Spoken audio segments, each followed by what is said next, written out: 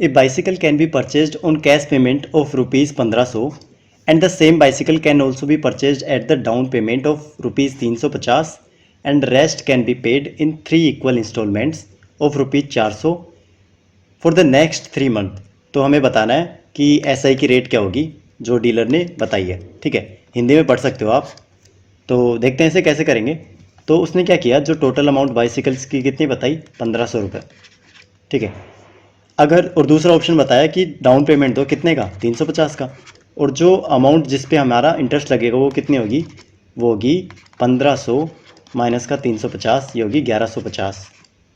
1150 इस अमाउंट पे हमारा क्या लगेगा, इंटरेस्ट लगेगा। ठीक है, तो इसके लिए मैं 3 साल के लिए इंटरेस्ट कितना लगाऊं, तो ये होगा, या फिर मैं बता दूं अमाउंट कितनी बनेगी, ये बनेगी 1150 प्लस 1150 इंटू लेट से आर, मेरे पास आर रेट है। ठीक है, आर अपोन में ये होगा 100। ठीक है, 3 साल के लिए तो इंटू 3, तो ये मेरा क्या होगा।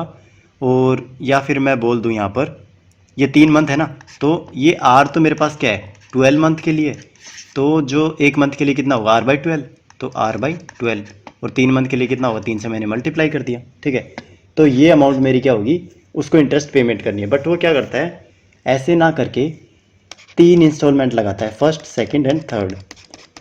उसमें कितने रुपए लेता है, 400 400 400। ठीक है, टोटल कितने लिए उसने, 1200। ठीक है, इस पर तो कोई इंटरेस्ट नहीं लगेगा, क्यों, क्योंकि पहले मंथ में उसने दे दी तो नो इंटरेस्ट। इस पर कितना लगेगा, इस पर लगेगा 400। एक रेट कितना है, R/12 1 मंथ के लिए, और ये 1 महीने के लिए। इसके लिए कितने लगेगा, 2 महीने के लिए, 400 इंटू R/12 इंटू 2।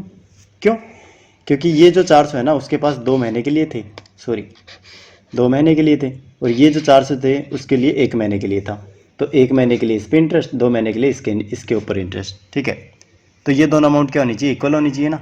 तो इनको इक्वल करते हैं, 1150 प्लस 3 चौक 12, 4 से काटूंगा इसे, और 1 0 से 1 0, तो ये हुआ 115 R अपोन में 40 इक्वल्स टू, ये हुआ 1200 प्लस 400, ये 3R होगा, इन दोनों को ऐड करेंगे ना तो 3R होगा ये। ठीक है, 3R अपोन में ये हुआ 1200, 12 इंटू 100। ठीक है, अब इसको सोल्व करते हैं।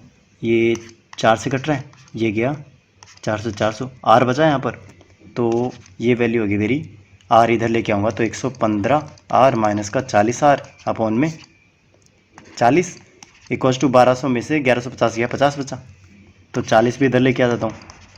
तो ये वैल्यू कितनी होगी, 115 में से मैं 40 गया तो ये बचा मेरा 5,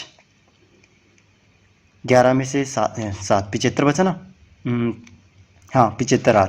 इसकी वैल्यू कितनी है, 50 इंटू 40।